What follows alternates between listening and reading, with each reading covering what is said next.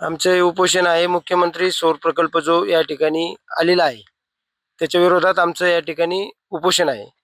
या ठिकाणी गावानी ग्रामसभेने 2 हेक्टरचा ठराव दिला होता आणि 12 हेक्टर जमीन या ठिकाणी आम्हाला विश्वासात न घेता ॲक्वायर केलेली आहे।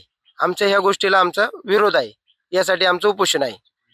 गावाने किती जमीन द्यायला ठराव केलेला आहे आणि प्रत्यक्षात किती जमीन ॲक्वायर केली आहे?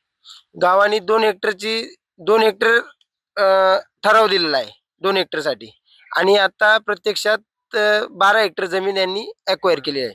आणि आता जो काम चालू आहे ते किती जागेत काम चालू आहे आता? आता जे काम चालू आहे ते 9 हेक्टरमध्ये आहे। आता तुमची मुख्य मागणी काय आहे? किती जागा द्यायला गाव तयार आहे? आम्ही 2च हेक्टर जागा द्यायला ठाम आहे। मुळात आता हा प्रोजेक्ट चालू आहे तो एका बाजूला व्हावा ही आमची मुख्य मागणी आहे आणि जागेची मोजणी करून गावची या ठिकाणी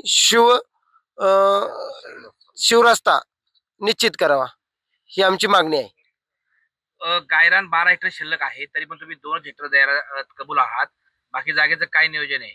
मुळात म्हणजे गावचं डेव्हलपमेंटसाठी आणि कागदपत्री जरी 12 हेक्टर दिसत असेल तरी आमचं सगळं 18 हेक्टर क्षेत्र आहे। 8 हेक्टर हे पाणथळ आहे, म्हणजे ते पाण्याखाली जाते। त्यातले जे 12 हेक्टर आहे त्यातलं 12 हेक्टरमध्ये आमचं गावचं सिटी सर्वे झाला नाही, गावाचं विस्तारीकरण नाही।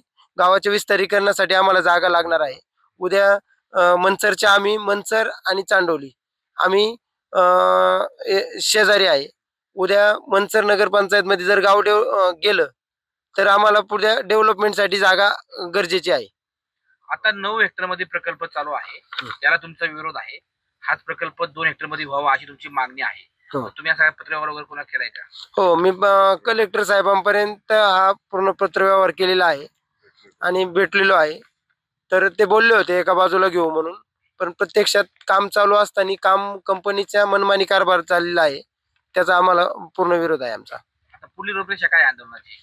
आंदोलन हे आता आमरण उपोषण आहे चालू आहे आणि आमची जर दखल घेतली नाही तर हे तीव्र प्रमाणात प्राणांतिक उपोषण चालू राहणार आहे।